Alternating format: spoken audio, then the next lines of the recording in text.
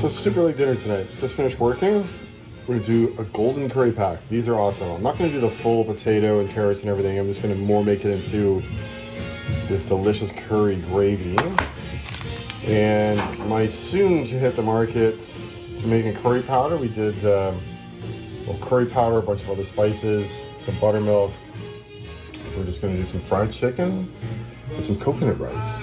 These things are amazing because it's just, you just cut up a couple of veggies, you pull out one of these packs, you put the whole 4 cubes into your chicken stock or water or whatever, and that is fucking it. Just break it up. This is it. 1, 2, 3, 4. Done.